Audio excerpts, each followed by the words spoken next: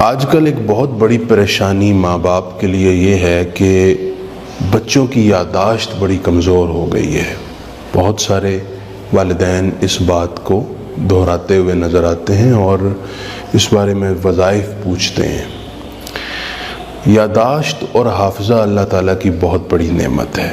اس سے دنیا و آخرت کی خیر ملتی ہے، کام آسان ہوتے ہیں اور بڑے مناسب وقت پر ہو جاتے ہیں، جبکہ حافظہ کی کمزوری سے اچھے بھلے کام بعض اوقات لٹک جاتے ہیں اور بعض اوقات شرمندگی بھی اٹھانی پڑتی ہے۔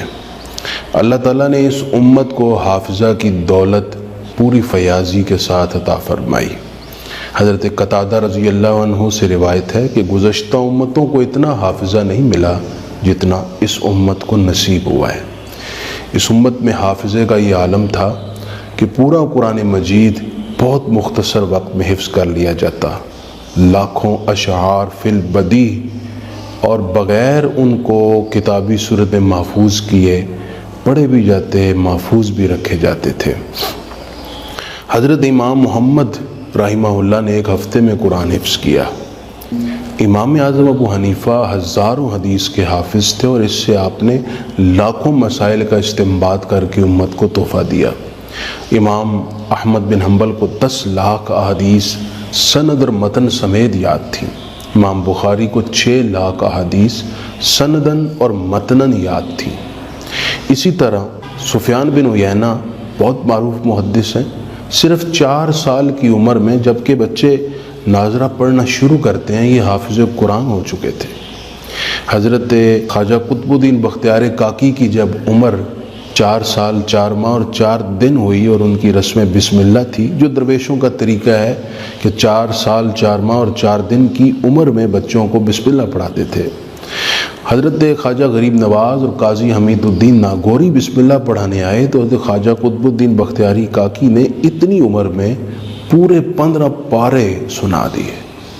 انہوں نے کہا آگے پڑھیے۔ فرمانے لگے والدہ محترمہ کے شکم میں اتنا ہی سنا تھا، مجھے یاد رہا۔ امت کے مشاہیر اور اکابرین کے حافظے کا یہ عالم تھا۔ ہمارے اساتذہ میں بھی بڑا الحمدللہ حافظہ ہم نے خود دیکھا۔ میرے استاذ گرامی حضرت مفتی غلام حیدر نقشبندی رحمہ اللہ کو اللہ تعالیٰ نے کمال کا حافظہ دیا تھا۔ فقہ کی کتابوں، ان کے صفحات اور ان کی لائن نمبر تک آپ کو یاد ہوتی تھی اور برجستہ حوالہ دے دیتے، اور جب اصل کتاب کے ساتھ اس کو ملایا جاتا تو جو حضرت نے فرمایا ہوتا وہی صفحہ اور وہی لائن تک ہمیں میسر آتی۔ حافظہ کمزور ہو جانا یقیناً یہ ایک آفت ہے، اللہ اس سے محفوظ رکھے، لیکن حافظہ جب کمزور ہو جائے تو چند ایک تدابیر جو ہمارا دین ہمیں بتاتا ہے وہ اختیار کرنی چاہیے۔ اللہ نے چاہا تو حافظہ دوبارہ مضبوط ہو سکتا ہے اور تیز ہو سکتا ہے۔ کند ذہن ہونا کوئی بہت بڑی بات نہیں ہے، یہ امتحان ہوتا ہے۔ کند ذہنی میں جو محنت مسلسل کرے اس کا حافظہ مضبوط ہو جاتا ہے، جیسے کہ سعد الدین تفتازانی کی مثال موجود ہے، قاضی ابو یوسف کی مثال موجود ہے، جن کے ذہن اتنے تیز نہیں تھے لیکن مسلسل محنت کی وجہ سے آج ان کا نام علم کی دنیا میں پورے احترام کے ساتھ لیا جاتا ہے اور ان کی خدمات کتابوں کی صورت میں آج بھی موجود ہیں۔ پہلی گزارش تو یہ ہے کہ ذہن کو ورزش کا عادی بنائیں، اس کو مسلسل غور و فکر میں مصروف رکھیں جس سے اس کو تیزی نصیب ہوتی ہے۔ دوسرا یہ کہ ہر نماز کے بعد سر پر ہاتھ رکھ کر 11 مرتبہ یا قوی یوں پڑھنے سے بھی حافظے میں تیزی ہوتی ہے۔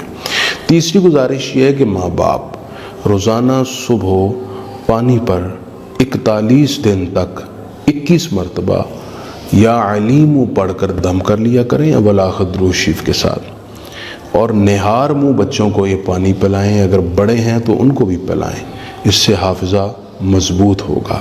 اور آخر میں یہ گزارش کروں گا کہ جو حافظہ کی مضبوطی کے لیے غذائیں ہیں وہ بھی استعمال کرنی چاہیے۔ یہ ساری چیزیں مل کر انشاءاللہ اللہ کے فضل سے دماغ کی مضبوطی اور حافظہ اور یادداشت کی استحکام اور مضبوطی کا باعث بنیں گی۔